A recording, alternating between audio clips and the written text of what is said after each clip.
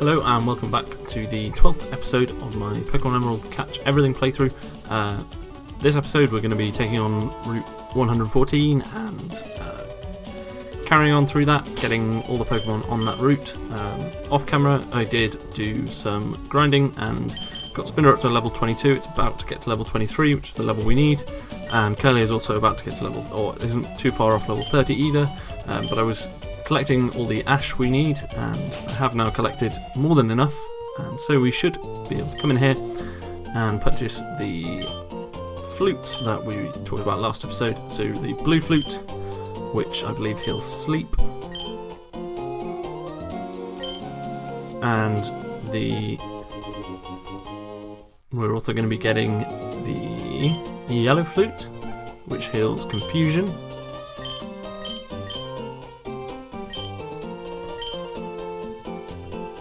And then finally the red flute, which gets rid of infatuation, I believe. And then once we're done with this, we will be heading down onto Route 114 and carrying, not another blue flute, red flute, and I think we do have some ash left over, but I will never be going for any of the other items because they take a ludicrous amount of time.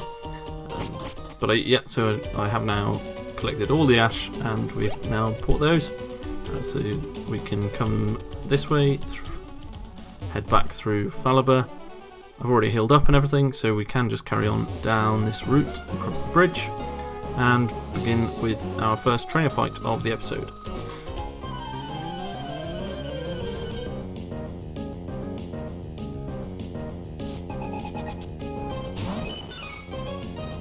And Marill should go down pretty easily to a Psychic from Curly. As you can see, we're not far off, and this should also give us enough XP to level up Spinder.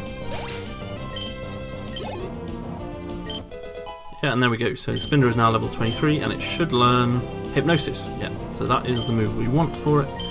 So we're going to get rid of, I guess, Tackle. Not for any particular reason. But the only move we care about anyway is Hypnosis. And so now I can take the XP share off Spinder, but I'll have to wait until after this battle to do this.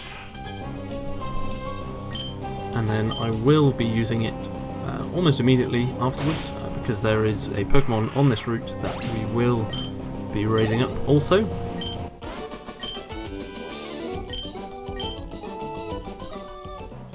So, the Pokemon available on this route are in the water. You can get 70% of the time it will be Magikarp, and 30% of the time it is Goldeen. You can also get Geodude from Rock Smash Rocks, and then in the grass there is a few new things. So, number one is Swablu at 40%, Lotad at 30%, Lombre, the evolution of Lotad, at 20%. And then the Pokemon we are going to be using, or at least training up, is Seviper at 9%. And we're going to need to mail one of those because we're using it for an egg move. And Nuzleaf at 1% is the final Pokemon available. So instead of hunting for a Nuzleaf, I am probably going to evolve a Seedox, so I could go and grab that from PC. And in fact, I think that is what I'm going to do quickly.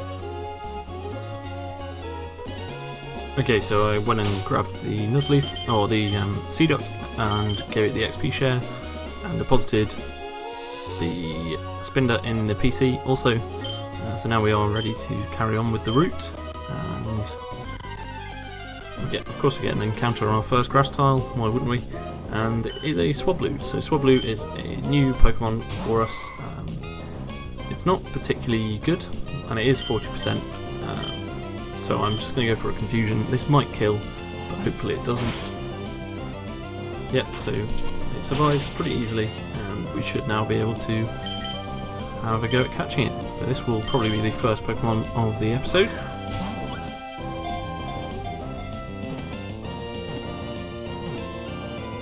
And there we go, so we do catch the Swablu, and that's the first edition of one of 4 new Pokemon on this route for us to get. So now we're going to come on to this next double battle. And we can also speak to this guy, who gives us a raspberry as well. I believe we may have actually missed. You can go. I think you can go behind that house, or maybe you need to surf. I'll check if you can go behind the house after we've been in. So this is an absolute mess, but it is Lynette's mess. When I get engrossed in research, things end up this way, and she gives us a Lotad doll to keep us quiet, even though she invited us here. So if we now come back up this way, let's try and run. Yep, you can actually get behind this house. And of course we bump into another Pokemon almost straight away, and it is a Lotad. We do not need a Lotad, although we could catch one because it's high level and evolve it into a Lombre, but Lombre is 20% on this route anyway, so probably not worth it. I will just kill it, I guess. Still trying to level up Curlier to level 30, so we should get a Gardevoir this episode also.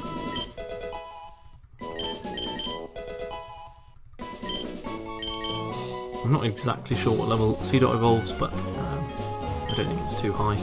So we get some Persian berries here, which I believe heal Confusion. Continuing on Route 114, we're going to take on this double battle.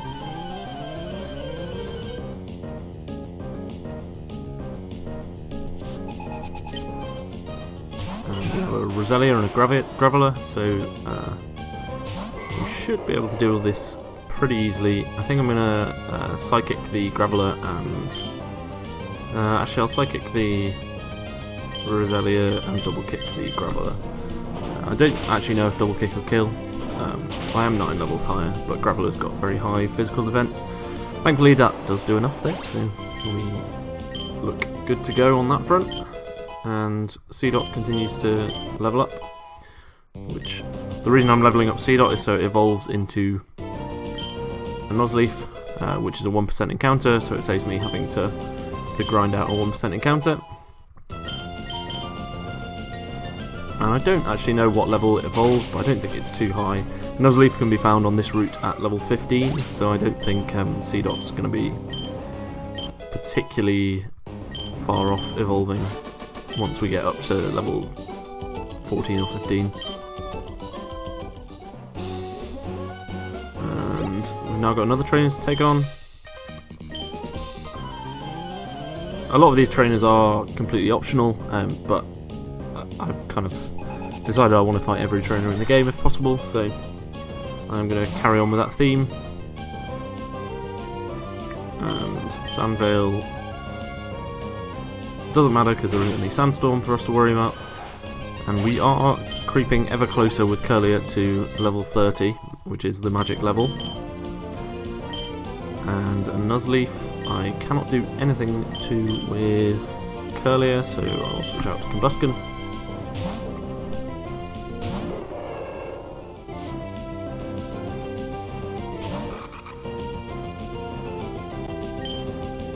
And double kick this.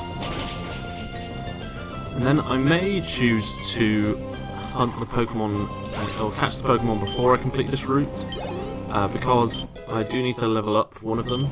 So once Seedot evolves, I will probably stop, catch Pokemon, and then switch the Pokemon that I'm using with an XP share.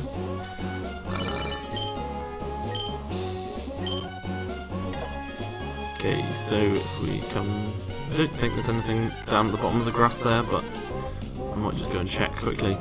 And we do see a Lombre, which is our... which we are going to catch. We do need a Lombre. I'm not sure if Confusion will kill, so I'm going to switch out to Illumise.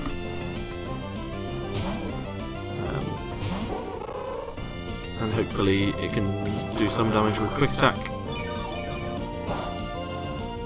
I could also have Spinder with me, and maybe I should, but oh well. It was Spinder or Illumise, and Illumise has Wish and some other moves that can be helpful as support, I guess, in very rare events when I need to pass a Wish to someone else, and it also has Charm, which lowers attack. But and quick attack is priority, so if there's something living on 1 HP or something, then maybe quick attack will come in handy. But that should be enough for now, and we can hopefully catch this with our Pokeballs. So Lombre is the evolved form of Lotad, which we do already have, and Lotad can also be found on this route at 30%, Lombre is 20%.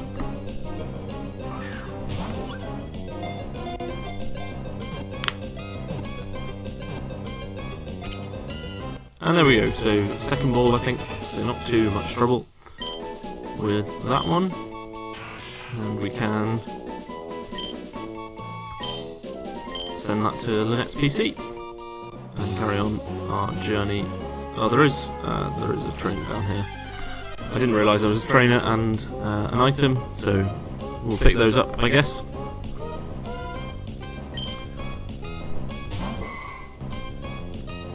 And here is the aforementioned Lotad. I'm not going to bother killing it, I'll just run away. If we come down here, and we get Carbos. So Carbos, I believe, boosts special defense. It gives you 10 EVs in special defense. So I probably will be using all of those. You can sell them, they're worth a pretty good amount of money, but I do not really need the money, and have other ways of getting it as well. I'll just Psychic. It might be best to switch out, but Psychic comes pretty close to killing anyway, and Curlier is very close to evolving, so Confusion knocks it out. Will this be enough to level us up? I guess it might not be quite, and it is. So yeah, we've got at least one thing, one evolution happening after this battle. I don't know if we might be having two.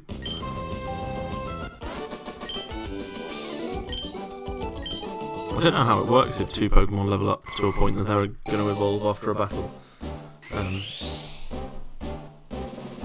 But again, I'm not sure. I'm not exactly sure when C-Dot evolves anyway, so you know, it might actually be level 14. And there we go. So there is Gardevoir finally, and we still only have Psychic type moves. We don't learn any new moves on evolving, but still, that is a nice power boost, and our first fully evolved Pokemon of the run. We get another Lombre. The last thing I'm looking for is a Seviper on this route, so I may, before we carry on any further, I think I'm going to hunt one of those down and possibly heal up at the same time. It only took a couple of encounters, but we do now have a Seviper. Unfortunately though, this one is female, and we are looking for a male Seviper, so I am going to kill this effectively, and this might be a mistake, but I'm sure I can always find another one. But C-Dot levels up, and we'll see if that's enough to evolve it. Yes, it is.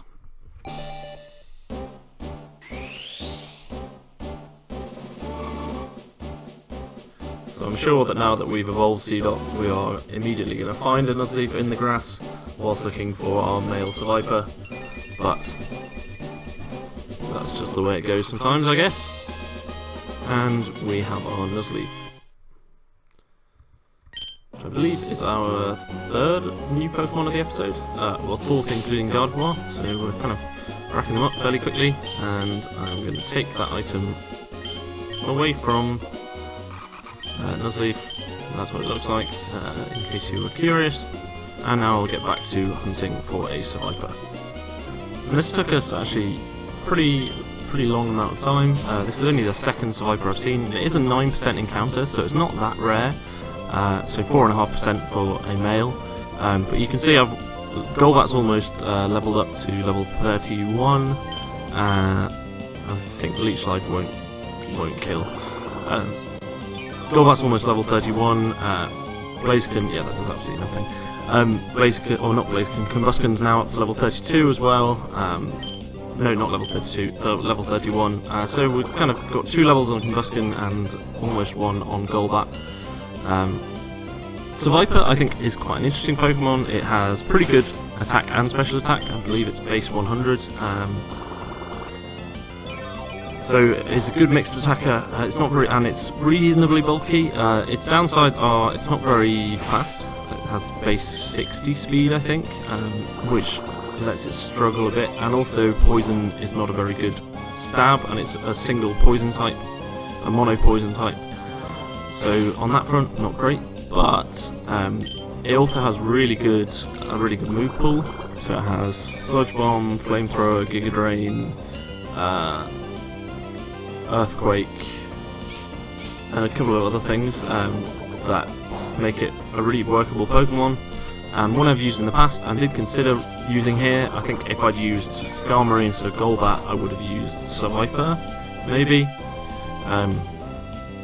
So, you know, had things been slightly different, I probably would have used it, but having 2 poison types isn't particularly great, just because poison isn't a very good typing in this game.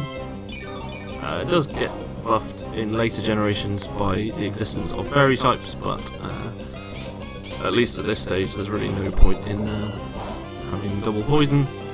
So we have now weakened it enough that I'm going to start throwing Pokeballs.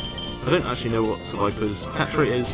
It is, however, this one is the higher level, which is good, so it can be either level 15 or 17. And we get lucky and get the level 17 one, which will save us a little bit of time. It might have been faster to catch the female, or more reliable to catch the female one I saw earlier and then breed it, but I think that would have been a bit of a waste of time, given that it was a 9% encounter, so not particularly rare. And we do finally add Seviper's data to the Pokédex. I have not been up and healed, but I will go and do that now that we've got Seviper, and I will get it out of the PC. I have given Seviper the XP share, got it out the PC, and we are ready to go. I also got an Ultra Ball off Zigzagoon from that grind as well, so not all wasted. And if we come up here, there is an item, I believe. Yeah, so we get another we get protein, which is another stat boosting item.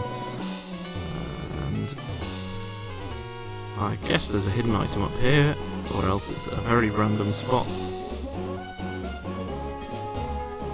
Maybe it is just a random spot. I'm not having much luck with my controls either, so that is surprising. Apparently there's nothing up those stairs, but they're just there. And if we come up here, and I'm not going to rock smash these because they just lead to a secret base, but I will fight this trainer.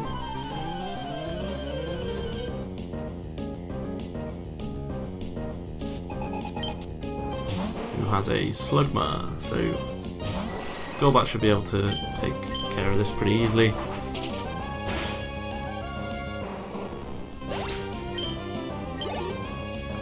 And the nice thing about having the XP share on is that it slightly slows down how quickly my main Pokemon are leveling up, because they are getting fairly over-leveled at this stage.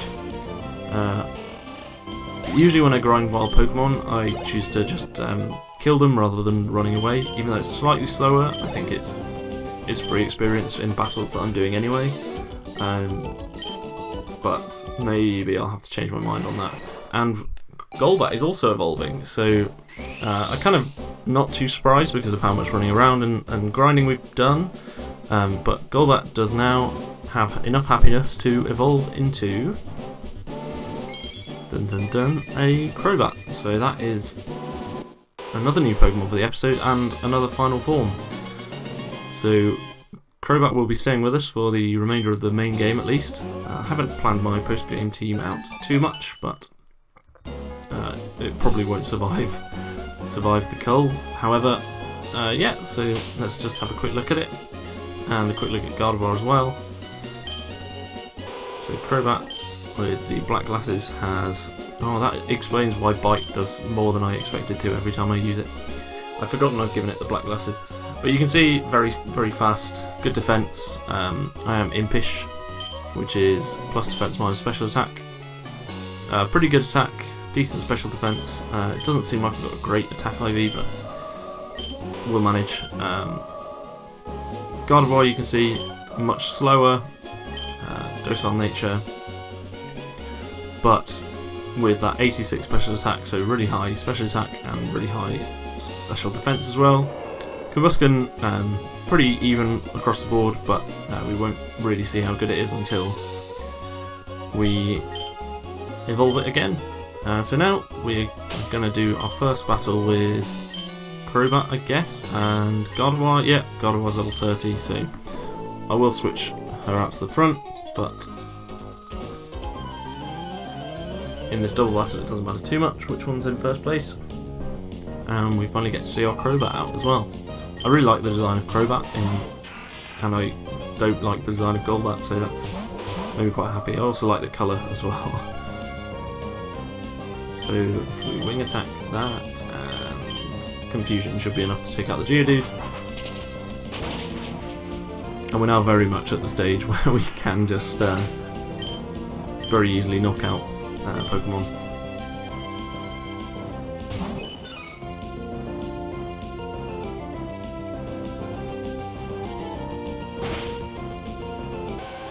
And down goes Geodude, which was a Quick Claw activation from Gardevoir. And we do level up Seviper. Oh no, it wasn't, sorry, I just missed Crobat taking out the... I think I targeted normal with the Confusion. Confusion may actually not kill normal, but we'll see.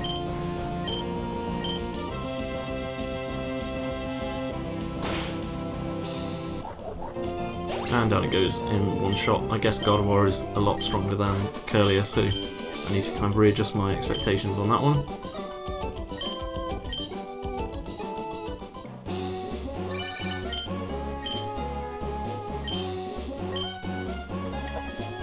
And so if we come up here,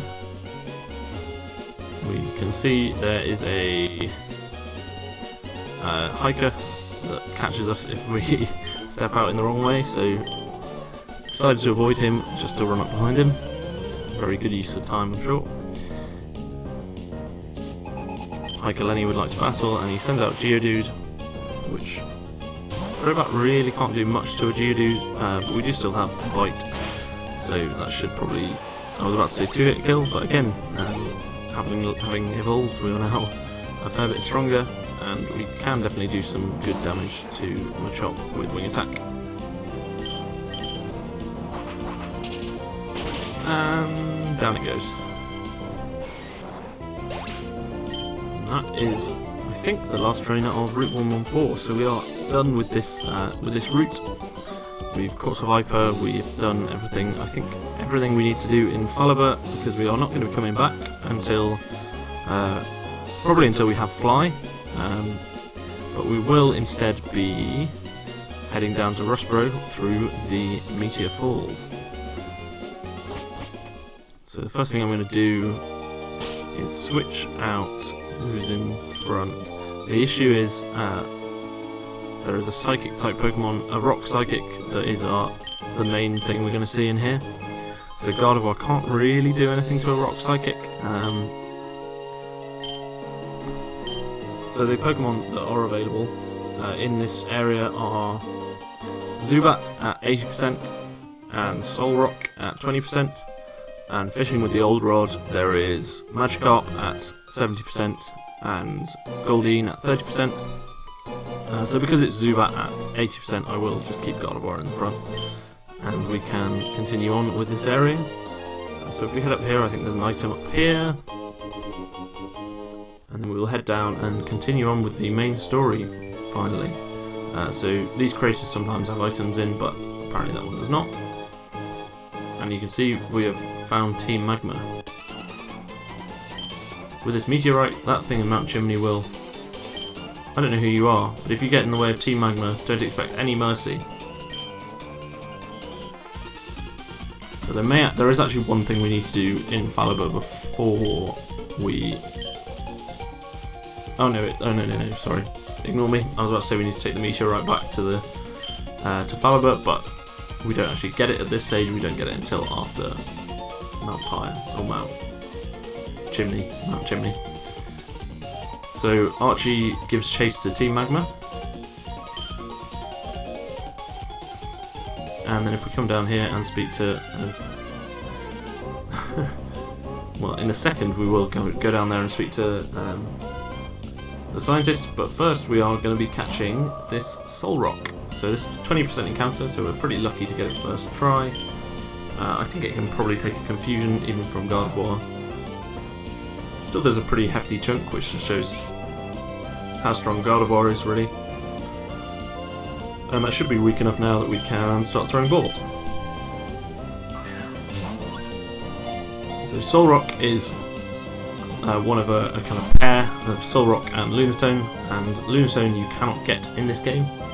So Lunatone is one of the Pokemon that you cannot access by playing through Emerald alone.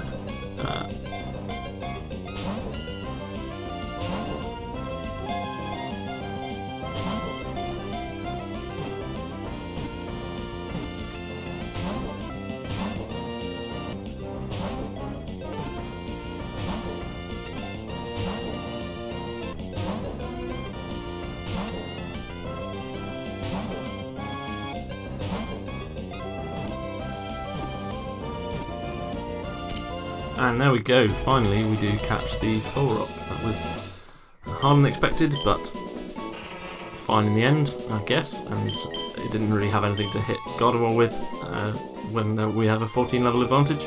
So now I am going to put on a Repel, just because we don't have any other Pokemon to catch in this area. There are some more Pokemon available, but not until after we have Surf and Waterfall, so quite late in the game really.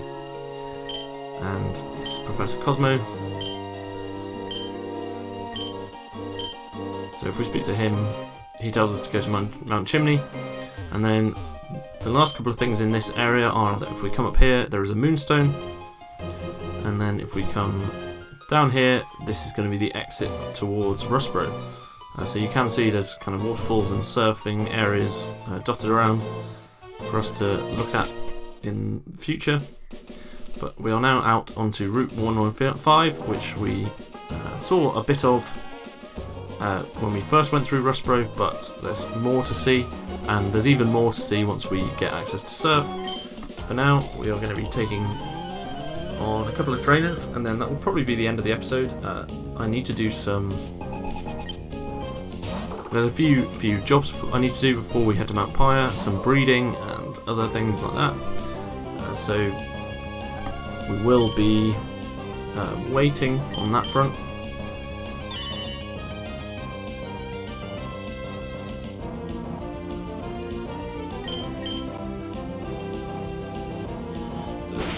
Pretty easily, and down it goes. A bit frustrating that you see so many red types and yet you can't catch one in this game, but there we go.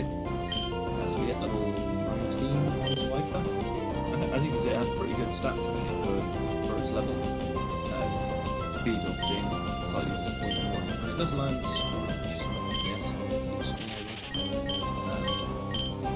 guess Rapid is useless so far.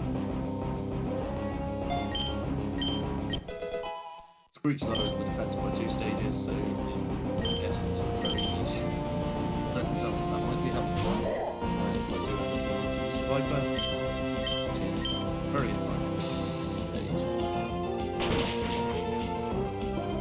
Down goes the Meteor. There is Butterfield Cindy.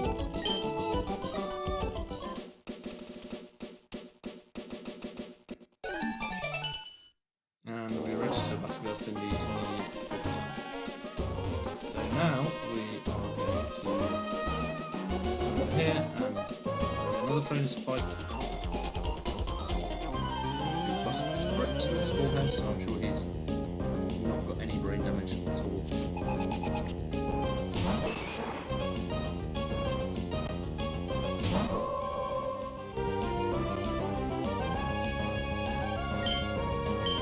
So we use confusion.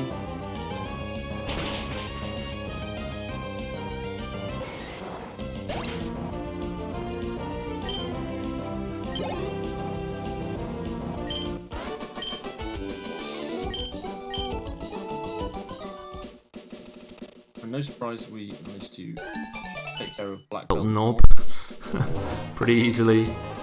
There's one more trainer battle, I think, but we're gonna Rock Smash here and grab this item first,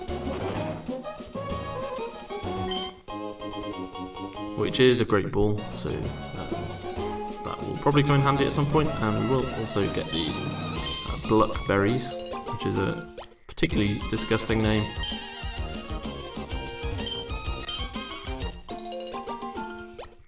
And there we go. So the soil returns to its soft and loamy state, and we are going to come and grab this. I almost jumped off that ledge, which would have been very annoying, because I would have had to go all the way around and probably wouldn't have bothered. You can see that woman down there is someone we spoke to when we went to Rustboro for the first time, and annoyingly we get hit by that spinner, so I can't do this as a double battle. But we are very close to being done with this route.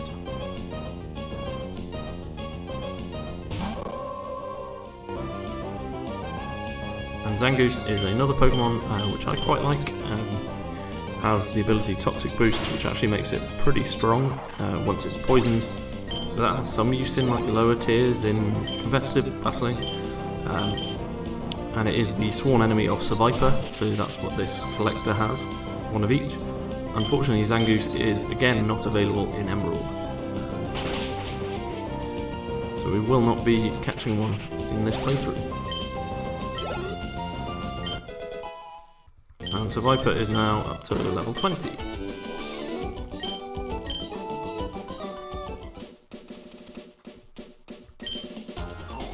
And the final trainer of the episode is Psychic Marlene, who has a Meditite. We've already seen will go down to 1 Psychic pretty easily.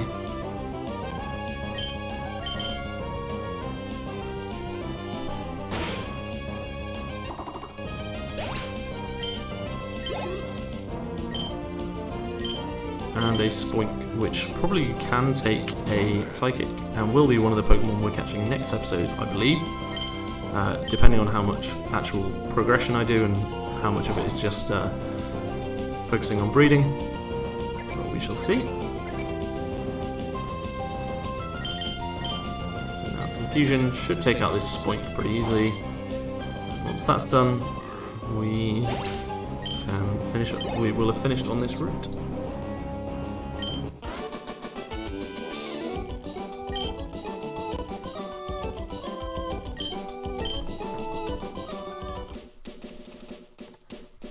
So, if we come down here, I think that's everything, and we can run back all the way down into Rustboro City.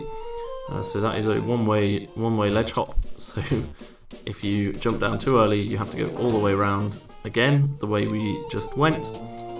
Because we get access to fly pretty late in this game. So yeah, that's going to be everything for this episode. I will head back over to Moorville, where we have some jobs to do, and I will see you then. Thank you very much for watching. I hope you enjoyed it, and I will see you next time.